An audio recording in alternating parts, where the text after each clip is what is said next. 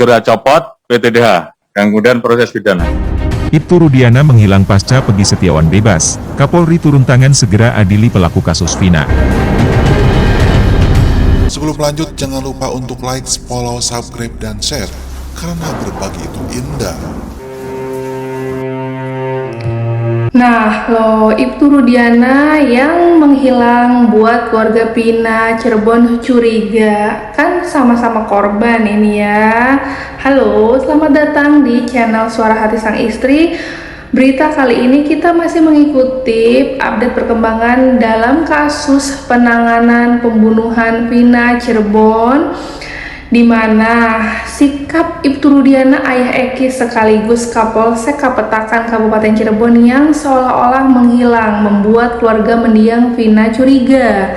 Sukasih ibunda mendiang Vina Cirebon merasa heran, seolah-olah mereka sendiri yang merasa sebagai korban.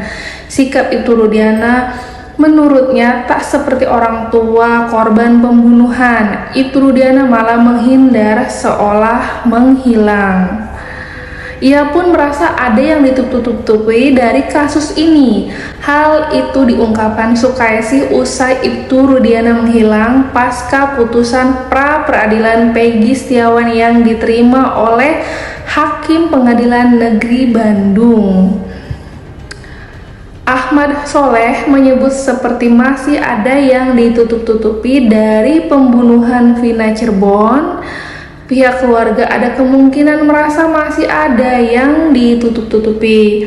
Sukaisih pun mengamini pernyataan kuasa hukumnya. Sukaisih mengaku masih merasa janggal dari kasus kematian putrinya.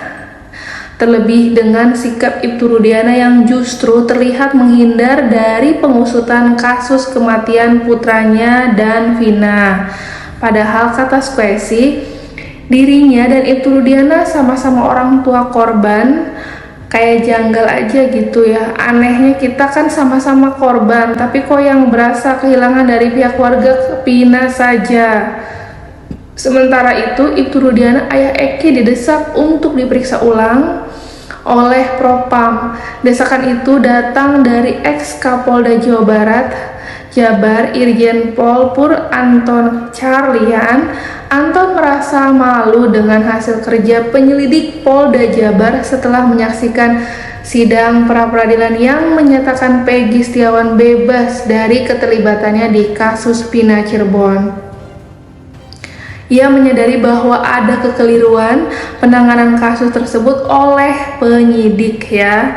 Anton yang sempat menjadi pembina Gerakan Masyarakat Bawah Indonesia GMBI tersebut meminta agar bagian profesi dan pengamanan Propam dan Inspektorat Pengawasan Umum Itswasum Polri memeriksa ulang Ibtu Rudiana dan penyidik tahun 2016. Dibebaskannya Pegi membuka mata bahwa ada yang tak beres dalam penanganan kasus ini. Saya kira harus diulang pemeriksaan Propam dan Itwasum karena ini keputusan hukum yang final dan kita baru dibuka mata institusi kepolisian bahwa ada kekeliruan dalam proses penyidikan ini, harus mau tidak mau. Jangan sampai terulang kembali, ini pembelajaran pahit, kata ex Kapolda Sulawesi Selatan itu. Ia meminta agar Polri mengatakan audit investigasi terhadap penyidikan yang lama di tahun 2016 untuk melihat adanya kesalahan prosedur. Jika ditemukan ada yang tidak sesuai prosedur, maka Polri harus menindaklanjutinya. Ya, saya sebenarnya malu sebetulnya. Waduh, begini adik-adik, saya bukan berarti saya lebih baik tidak juga, tapi ini harus jadi satu cambuk yang luar biasa. Mungkin nanti dilibatkannya juga komponen-komponen eksternal baik dari LSM dan lain-lain untuk bisa masuk tim audit penyidikan termasuk Kompolnas juga, dan harus dikawal dengan serius. Dari hasil propam sebelumnya, dinyatakan tak langgar etik. Sebenarnya Ibtu Rudiana sudah pernah diperiksa oleh propam terkait kasus Vina Cirebon.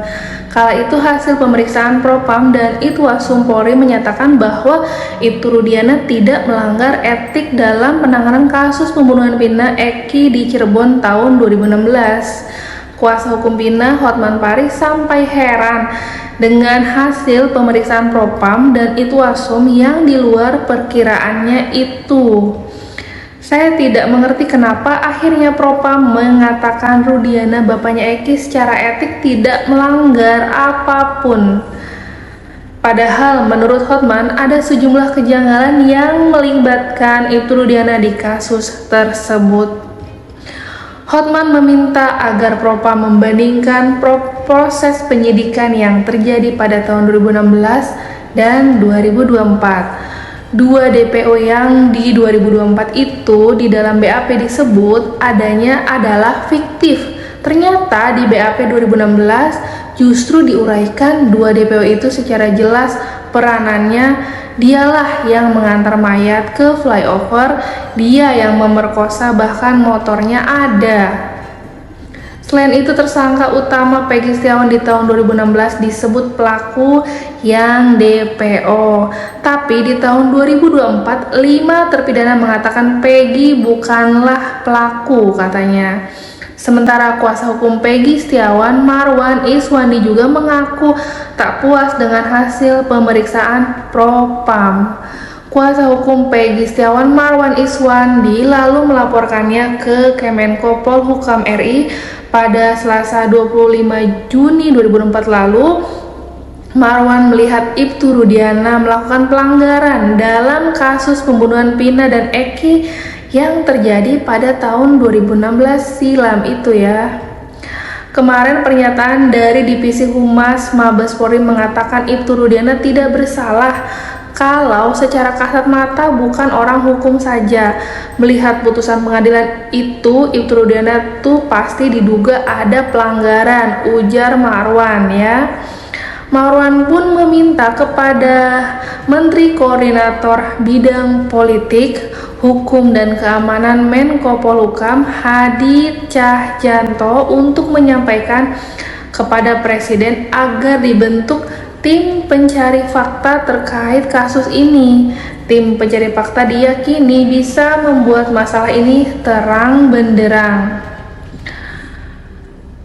Dan makanya untuk terang benderang semua permasalahan ini, kami berharap dengan Presiden untuk membentuk tim pencari fakta yang independen dan melibatkan 3 instansi dari Kejagung, Mabes Polri, dan Mahkamah Agung, ditambah tim independen pungkasnya. Hingga saat ini belum terbentuk tim yang diharapkan tersebut, dan kasus Vina ini masih menjadi kejanggalan ya.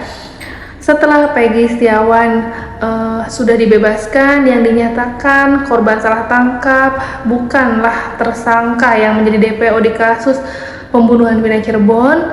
Sekarang kedepannya kasus Vina ini akan seperti apa penanganannya? Jangan lupa di komen ya, beri tanggapannya. Terima kasih yang sudah menonton channel Suara Hati Sang Istri. Kurang lebihnya mohon maaf. Saya tutup. Wassalamualaikum warahmatullahi wabarakatuh.